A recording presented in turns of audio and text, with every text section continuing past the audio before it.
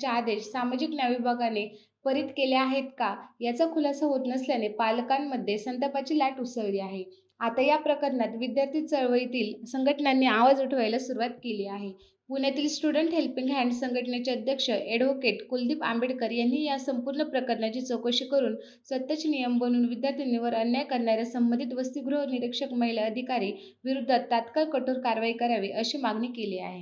कारण का आपण पाहत असाल की कुठल्याही सरकारी कार्यालयामध्ये ऑनलाईन गोष्टी मागवल्या जातात, विधी मंत्रालयापासून ते सामान्य कचेरीपर्यंत.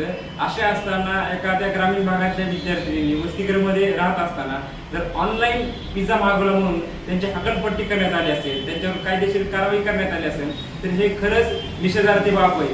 ह्या संबंधित रेक्टरवरती समाज कल्याण आयुक्त ओमप्रकाश बकुरे यांनी कायदेशीर कारवाई करावी आणि याचे गांभीर्याने दखल घेऊन माननीय मंत्री महोदय संजय शिरसाट साहेब यांनी राज्यातील अशा जे रेक्टर आहेत की जे करून विद्यार्थी आणि विद्यार्थिनीवरती मानसिक त्रास देतात, त्यांना नियमावली स्वतःची कुठली लिगली नियमावली नसताना नियम तयार करून विद्यार्थ्यांवरती जर कारवाई करत असेल तर त्यांच्यावरती त्यांनी तात्काळ ऍक्शन घ्यावी.